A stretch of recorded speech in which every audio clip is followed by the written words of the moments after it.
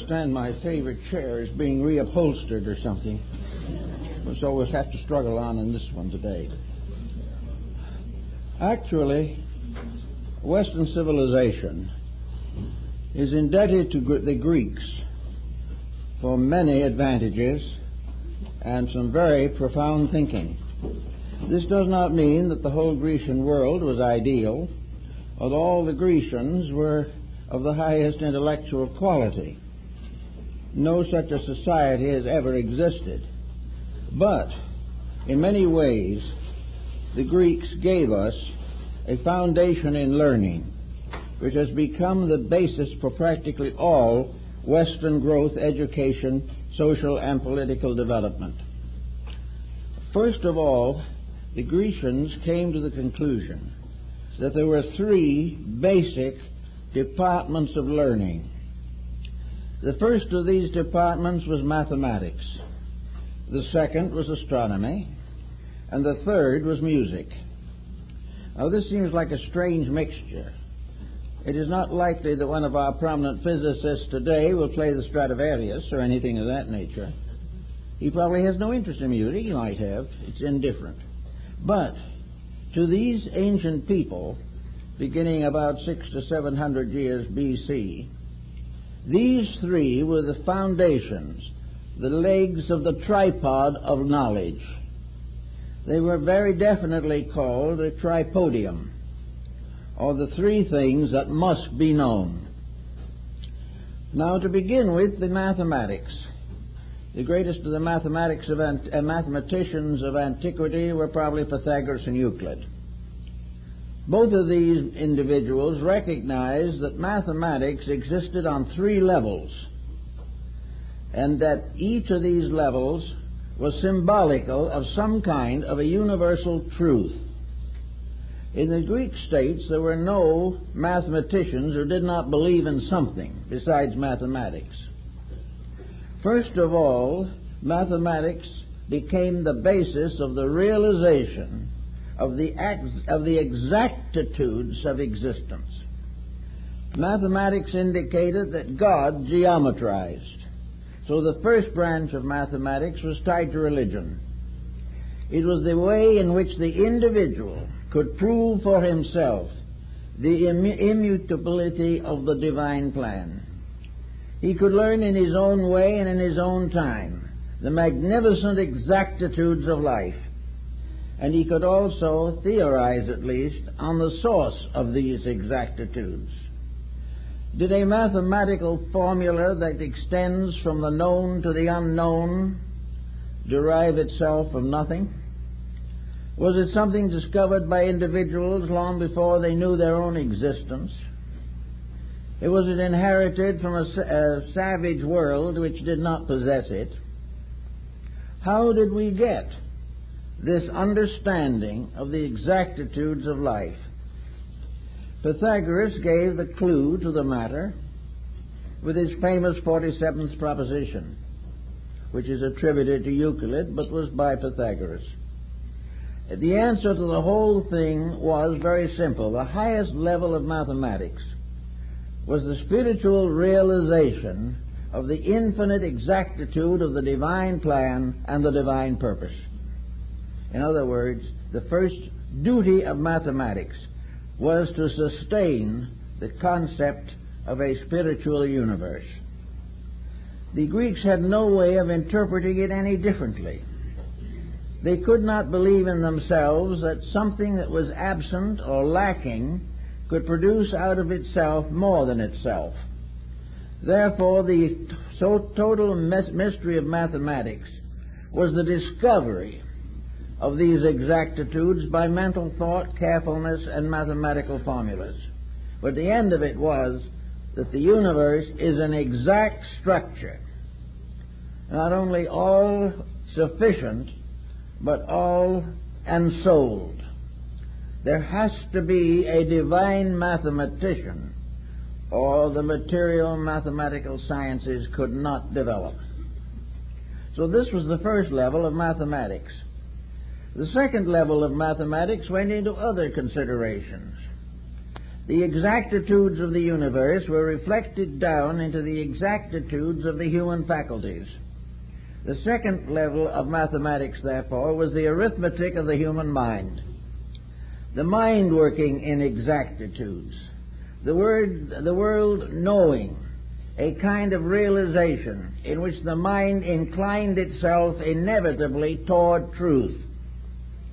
The mind had the skill, the internal resolution, and the basic root necessary to recognize the divine plan. The mind, therefore, placed itself also in the position of being the interpreter of a universal reality, bridging the interval between the universe itself and the human brain. This was the bridge. The human mind was the bridge between divine mind and mortal mind. It became a key to the possibility of every living thing becoming, in the course of infinite time, wise and good. Therefore, the mind took the infinite plan and turned it into a code for the individual, giving him the assurance, the support, the conviction, the dedication necessary to apply universal mathematics to his own existence. Now, the third level of mathematics was barter and exchange. Mathematics was necessary in order that we might have time, that we might have seasons, that we might have the adding up of the ordinary grocery bill. It placed a pattern of exactitudes upon the inferior processes of life. It helped us to have a multiplication table. It helped us to add up our bills, to provide our proper bank accounts. It also gave us the possibility of all forms of personal practices within the scope of mathematics. It gave us the ability to plan the future. It gave us the sense of our own passing years. It gave us the seasons by which we are able to sow and to reap the harvests of the earth. So this lower level of mathematics might be considered the practical use of it, the use of it to attain ends consistent with the supreme mathematics upon which it was dependent. Therefore, the practice of daily mathematics must have meaning in terms of divine mathematics. It must be only an evidence to further support the power of infinite number and the infinite tables of mathematical procedure. So mathematics became a package in itself.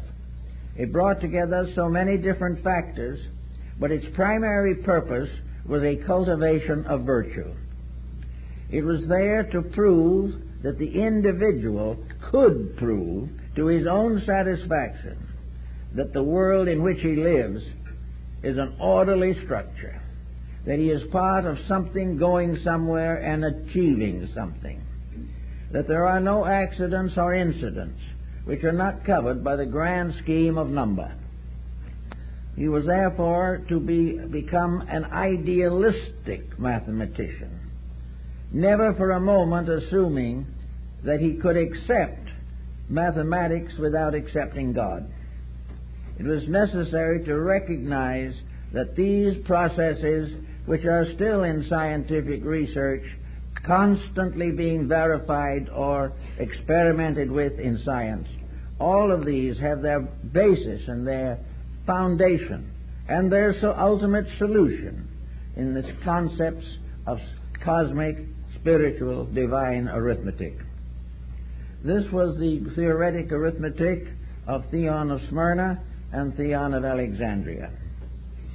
Now, the second branch of our important structure is astronomy. Now, astronomy has a very different meaning in many ways. Astronomy to the Greeks was not primarily merely an observation of the heavenly bodies. It was not enough to examine the universe. We must find answers to the question, why? Why is the universe? What is its purpose? To look through a telescope and be satisfied to weigh the chemical elements of some distant star is a blind alley. It is meaningless. We must know why that star is there. We must know what part in the great universal plan of things all living creatures, living beings, and living substances within the cosmos have meaning, have significance, and have purpose. Therefore, astronomy is a way of proving scientifically, mathematically, and through observation by telescope and other devices that the orderly universe of the mathematician is true. That every way you turn in space, there are visible exactitudes of light, of color. There is everything you can possibly imagine, from the spectrum to the so-called dark holes. And all of these things are part of the anatomy of the body of the divine. Therefore, the purpose of astronomy is likewise twofold. The highest purpose of astronomy is to add the visual recognition that the universe is meaningful, that the wonders that we can think of in the mind can ultimately be seen in space, and that everywhere throughout the entire creation there is a magnificent plan, and that this plan is made visible through countless solar systems, through countless cosmic systems, and is broken down upon Newton's prism.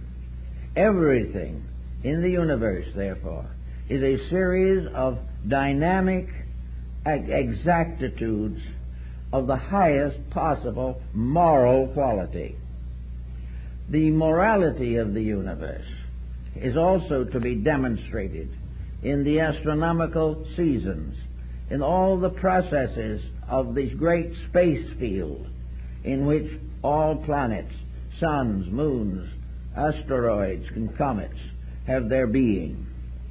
So the ancients naturally created also a astronomical theology. The Sabians of the Near East were star worshippers, so-called. The East Indians also recognized the stars as supreme beings and came to the inevitable conclusion that everything that exists in nature, planetary or within the body of a cell, is in some way intelligent, and that this intelligence is not necessarily innate, but is bestowed upon it by something stronger and more powerful than itself. As the human mind is dependent upon the divine mind, so every little creature anywhere in space is dependent upon the great concept of creation, and creation in turn develops along patterns of eternal evolutionary growth and unfoldment. So to the ancients, God geometrized, and God also was seated on a throne above the firmament, with the stars and the planets at his feet. This concept, therefore, was that we could develop another angle of our search for God through the study of astronomy, that we could gain confidence that the plan of things is real and adequate by observing the inevitable exactitudes in space, that these exactitudes could be accidental. It seems to be completely impossible, for there's no possible way in which a vast number of accidents can combine together to form an exact science. So this first part of astronomy again becomes theological. It becomes a way of reaching God, or reaching the God concept, and through scientific research enlarging and perfecting this concept toward the ultimate recognition of truth. Now, the second part of astronomy has to do with the various ailments, processes, and so forth that have a direct bearing upon man. In other words, the human being lives in an astronomical field, and in this astronomical field, every part of nature is reflected in his own structure.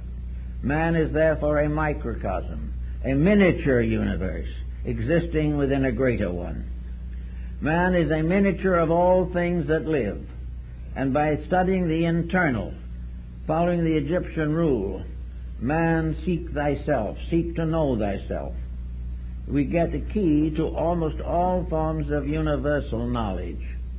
Among the early alchemists and mystical writers of Europe, it was stated time and time again that the human being was the symbol of the entire process of human regeneration and the final transmutation of imperfection into the fulfillment of its own needs. Also out of this we come to the conclusion that the divine astronomy in man lays the rules for the man's life, how he is to live, how he is to think, how he is to develop the various resources that he has, teaches him to labor and to hope, teaches him to choose his profession from within himself, and using the ever unfolding aptitudes with which he has been endowed.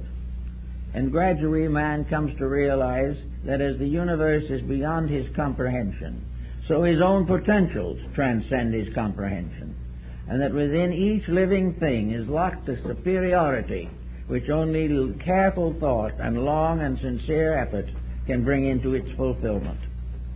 The third angle or part of astronomy becomes what we call today astrology, and the ancients were well aware of it. As the astronomy is the anatomy of the universe and the solar system, so the astrologer is seeking for the psychological structure of the universe, to discover the moods and methods of universal behavior.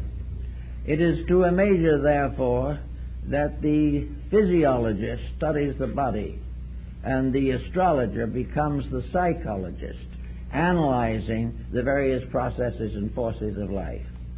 The ancients and Greeks, of course, were informed on these matters, including Pythagoras, and later in North Africa, the work that is best known to us of Claudius Ptolemy.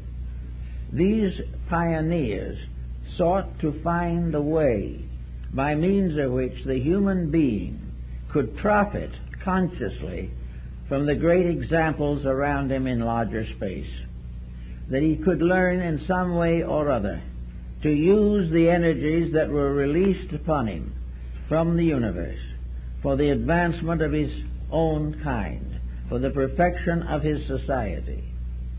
He began to understand that every force in nature focusing upon the planet Earth is a force for its constructiveness, that it is there to help the earth to grow. But if this helpfulness is perverted or destroyed by mankind, then the planet, which could become better, becomes worse. If the human being, therefore, becomes a dishonorable member of society, if in the garden of the Lord he becomes a bad gardener, if he permits things to develop and unfold which mathematics should have protected him against, and which astronomy should have revealed to him the error of his ways, then he comes into a direful relationship. And these various rays that we refer to as astrological are simply the natural benevolent forces of life affecting a creature that has declared war against integrities, who is determined to have his own way in a universe in which there is only one way to go, that he is trying desperately to build his own empire in a world in which the perfect empire was built in the beginning. So that astrology becomes a searching for the principles and energies which can be used constructively, as in astrodiagnosis, in the detection of disease, as the study of planetary herbs and all that type of thing, and as many other phases, astrometeorology, the final method of calculating weather and climate. All these things are part of the philosophy based upon the concept, the basic concept of astronomy, which in turn is based upon the basic realization of mathematics. So we have these things working together very closely for the common good. Now, to this rather tight bundle of intellection, the ancients realized there had to be a release or an escape into another dimension of life. The science by itself is not enough. It can produce mentation, but mentation cannot save the human soul. It can help to develop the possibilities of life. It can contribute to our needs and our knowledge. But the individual cannot be perfect by becoming a perfect scientist. He must have other values. He must have other purposes. And the most important of all these purposes, probably, is to recognize the importance of the great emotional content which is locked within himself. This gives us the concept the ancients bestowed upon music. Music was a realization, recognition, and direct experience of harmony. That there is in the universe not a competitive structure, but a cooperative structure. That all the things by nature allowed to fulfill their own purposes will work together, live together, and harmonize in great patterns. Music, therefore, represents the music of the spheres in astronomy. It represents the marvelous tables developed by Pythagoras for universal harmonies. It shows the solar system to be a musical instrument, which was also discovered in China and India. Music becomes the refiner. It becomes the power to become strong and wise without becoming cruel and hard. It permits us to remember always the beauties of life, the kindliness of life. Music becomes the basis of harmony and is under the rulership of the divine principle of harmonia. All the good things that we know come from a measure of intellection and a measure of harmony. For instance, in science, or in astronomy, or in mathematics. What good is all this research if it doesn't make someone happier, make someone better, or help the world to have greater joy in existence? Ignorance is the source of sorrow. Wisdom is the source of intellectual light, and music is the source of emotional light and love. So to the ancients, music became the handmaiden of the principle of love, affection, and concord. It told us and tells us still the difference between concord and discord. It tells us what happens when we lose sight of the importance of the lawful pattern of music. The ancients, the Greeks, had their musical rhythms, their musical harmonies, their musical modes. These things protected the community. In those days in Greece, you could not build a building. You could not live a life without some type of contact with harmony. There had to be something more than strength and more than skill and more than knowledge, and that was a gentle humanity of inner respect and affection and regard. Now, as we face the world today, we realize that this particular factor also has been rudely disturbed. Most of the music that we now have that is so-called popular music would have been outlawed by the Greeks, not because they didn't appreciate music, but because they had to study its effects. In other words, the therapeutic value and disadvantages of music must be estimated. And how do we estimate these things? We estimate them mentally by a realization which we call common sense. We recognize and estimate them mathematically in laws of cause and effect, in the larger pattern of things, that harmonic and anharmonic intervals and rhythms can be corrected by mathematics. Most always, also, we have the final consideration, and that is the physical aspect, the effect of harmony and inharmony upon daily living, the effect of hard, unpleasant discords upon the minds and hearts of people. That music perverted is as dangerous as any other perversion, because it represents a vibratory factor upon which life lives or depends for its own maturity. A vibratory factor which shatters the nervous structure of the individual will not pass the intellectual examinations of the ancients. There has to be a realization that music also is a handmaiden of truth. It is the purpose of music not only just simply to make pleasant melodies, but to step over into other branches of life. Music becomes a very vital factor in architecture, and the great musical compositions are architectural structures. It becomes a great and important factor in art, in painting, in sculpturing, and in all the artistic expressions. If these are asymmetrical, if these are falsely developed, or if these are inspired by ulterior motives which are negative, the effect of these things when seen is destructive. It is not something in which you can simply say, let's forget it, because while we are surrounded with these inharmonies day and night, and constantly live in the presence of them, there is no way of escaping their influence. We are now trying to curb certain addictions which threaten the survival of our people. And all developments in art which are non-constructive are also addictions. And very often they're simply a style media of one sort or another, an effort to prove that difference is divine. Difference is only divine if it is better. So we have the music coming in through painting, through architecture, through rhythms of all kinds, through the theater, the stage, through all art and entertainment, in which we also find the elements of romance or the elements of human experience. So all of this comes under the general heading of music. Now, music differs in different parts of the world, and we have sometimes amiss to know how to estimate the musics of other people. We have to recognize, of course, that other people have different vibratory rates from our own. We have developed a rate based almost entirely upon classical culture. Some other part of the world has something different. The Chinese moon lute has its strings set to the solar system and the orbits of the planets. The great monochordium of Pythagoras was actually a single thread uniting heaven and earth, with the frets marking the orbits of all the planets.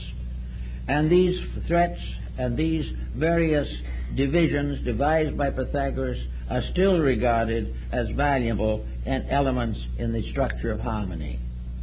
So we now have a concept of the three important factors that have to do with education, with knowledge, with the advancement of a civilization. And we realize there are three kinds of people: those who are trying to do better, those who are willing to stay the same, and those who are constantly falling below the level of their own previous achievement. These factors become again very important to us. Now, how did the ancients, the Greeks particularly, come to prepare their lives for this threefold recognition of the importance of certain sciences?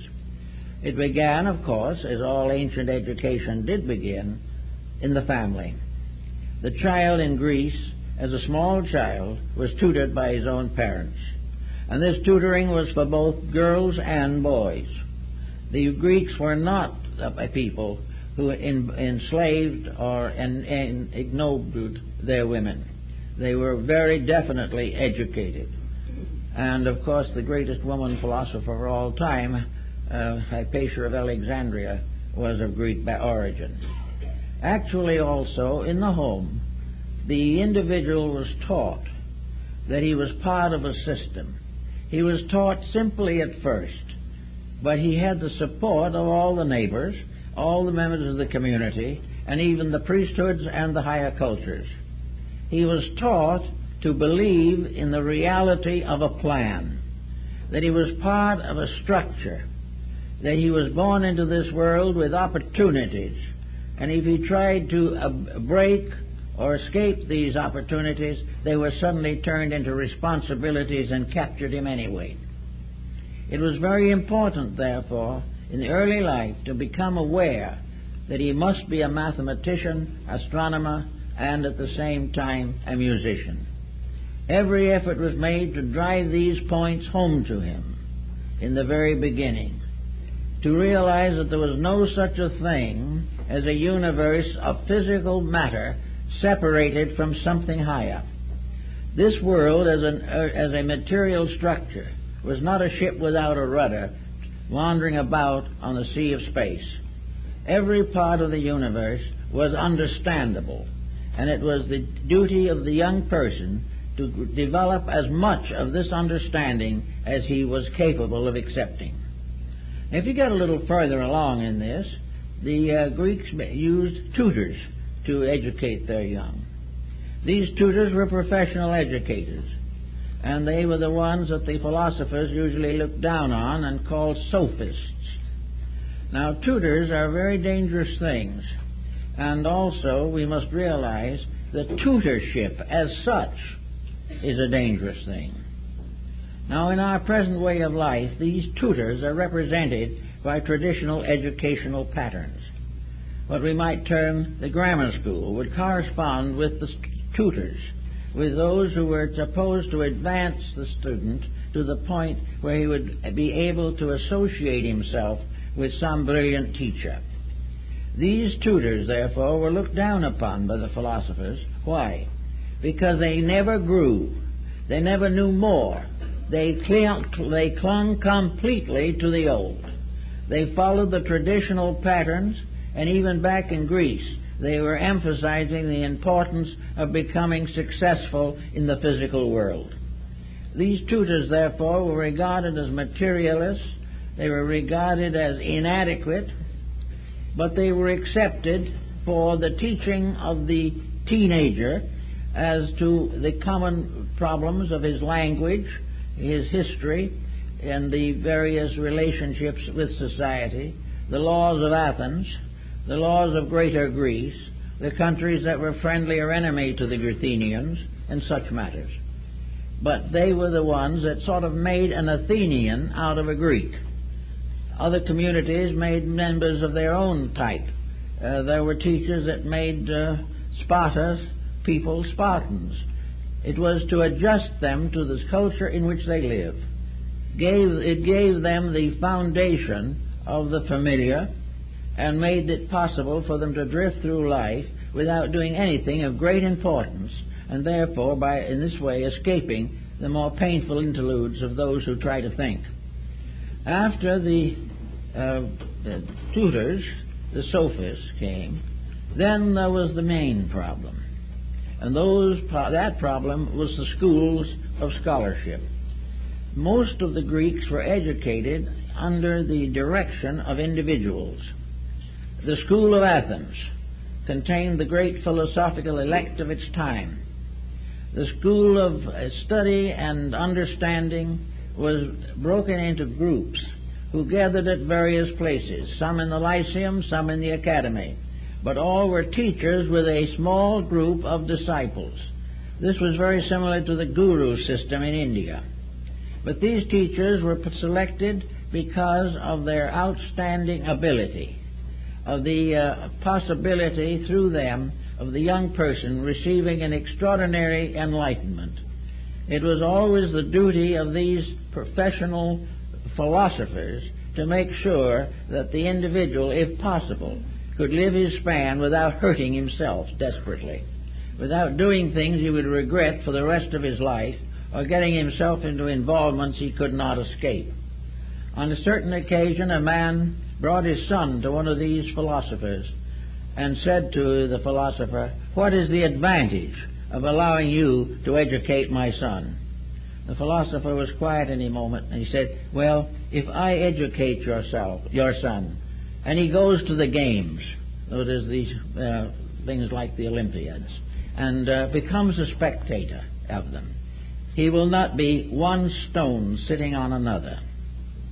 In other words, when he sits down, he won't be just another rock on the chair." The man who was putting him there kind of thought for a moment, and he thought that sounded reasonable, so he allowed the boy to go with this particular teacher. But the opener of the eyes was also known in Egypt. It was the person who began to give you the truth, began to relieve you from the adolescent delinquencies or restrictions of the sophists. It was the possibility that the disciple could remain for years with his master. and become fully informed as to the principles and teachings of the school for which he had associated his life. The Socratic school was one, the Aristotelian school was another the Platonic Academy. These were all schools. Plato had intended to become a political figure in the life of Greece, but after a little experiment he realized that the government was incapable of accepting a profound philosophical understanding of its own responsibilities. So he retired from politics forever, opened an academy where he had disciples, and created a little world of his own, teaching those who were ready to learn, and in the course of years leaving behind him a message that has continued its vitality to the present day. Though, therefore, in these schools various things were taught, and in order to get a real understanding of the Greek culture, it's really almost necessary to study the works of several of these different schools. Some of them were more or less at loggerheads. They didn't all agree on the same things, but most of them had some type of reconciling intelligence. They recognized that down on the level of particulars you could fight to the end of time. But as you ascended from one level of learning to another, you came closer together, and in the recognition of the reality of truths, you became completely adjusted to all others of similar level. So all learning led to the state of learning, and always the learning itself was a solution to something. It had to give the individual a larger vision than he would otherwise have possessed. Actually, the schools, therefore, developed various levels, and many of the professors and teachers changed their own points of view as they went along. One of the most famous schools, of course, was the school of Socrates. In this school, Socrates was, in a sense, the mentor of Plato. He had a number of very close disciples and a very wise and remarkable person. He had his own peculiarities, however, and he was quite an individualist. Socrates would have been able to live out probably his full life if he had not objected to the idea that a good teacher could do more for a child than a bad parent. And this is what cost him his life. Plato said he would gladly pay the fine that was exacted for this break with the Athenians' policy. But Socrates refused to accept the payment of the fine, because he said, if they want to work this sentence on me, I will not break the law of Athens by attempting to escape or to do anything else. So he died for his conviction. And his last words to his disciples were something to the effect that all his life he had studied, wondered, thought as to whether there was life after death or whether there was not. So he said, it's now good. I go to answer that question. If there is life after death, I shall live on. If there is no life after death, I shall cease. And whichever way it is, I accept it with complete acceptance and willingness. So this type of thinking was quite prevalent among the Greek thinkers, a thinking which was always based upon some deep conviction about reality. Another point in Greek philosophy that is interesting was the consistent low grading of wealth. The Greeks did not really believe in wealth. They regarded it as forever a testimony to what was wrong. Every individual who had more than he needed became less than he had been before.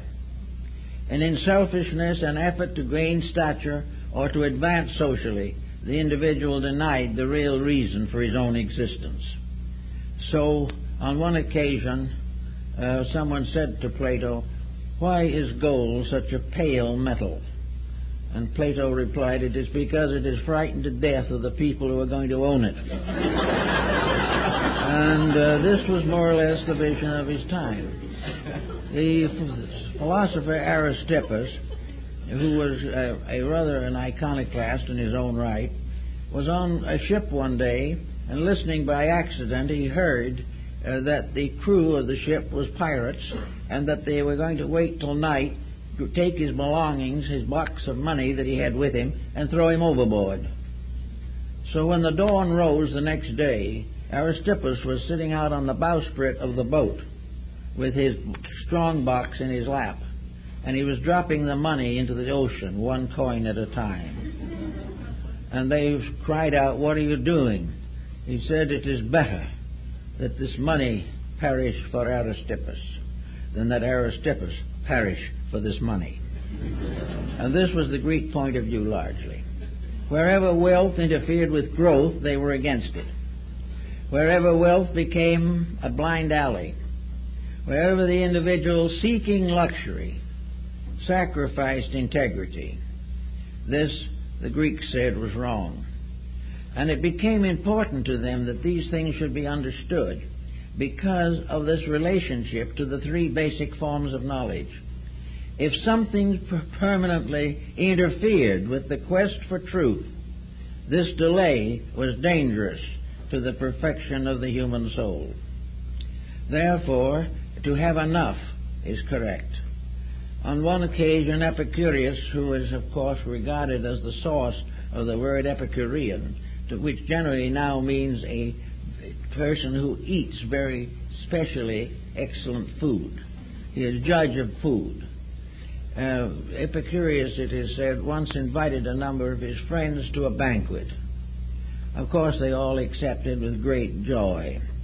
When they got there, there was on the table 2 or 3 loaves of stale bread and a couple of pitchers of sour milk. They all looked at him astonishment. "Why is this banquet we were promised? Where is the feast?" "Well," he said, "if the truth were known, a piece of dry bread and a glass of sour milk is enough, and enough is as good as a feast." And they finally discovered it. But the idea that all these ancient peoples were living in luxury was not factually true. Most of those who are remembered today were not luxurious. Many of them, like Socrates, had no house for many years and lived in a barrel in the Greek Lyceum. Later he had a little hut or cottage that was assigned to him. And one of his disciples said to him, "Master, you're all alone in this little house and you're very old. What will happen? If you die, who will bury you?" And Socrates said with a smile, Diogenes said with a smile, "The man who wants this house will bury me." There was a lot of wit in those days, and much of it has gotten into the permanent collections of human wisdom.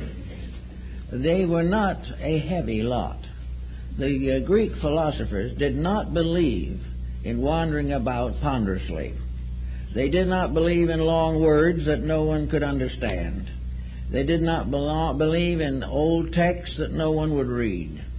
To the philosophers, education was a living experience. The disciples gathered with the teacher by the roadside, and there they together studied life. And they studied it in the presence of the old trees and the little ponds and the flowers and the birds. They lived close to nature. And because they were close to nature, they did not believe in hate. They did not believe that the individual had to regard life as a terrible punishment for some kind of a sin that he did not even remember. We are not here to be punished. We are here to grow. Every form of life is here to grow. And those who know this grow joyously. Those who resent this and attempt to survive against the codes of life have misery. And wherever there is misery, philosophy says, here is a wonderful invitation to correct the cause. And to correct the cause means to stop doing the things that make us miserable and realize with the Grecians that the gods intended humanity to be a happy, cheerful creation, worthy of the divine power that fashioned them, and that every individual who goes into some kind of a negative attitude is a disappointment to the gods. They expect better, and they therefore keep on prodding a little until they get what they want, and they will get it. And another Greek said on one occasion, I think it was Aesop in fact, that the principal work of the gods is to cast down the great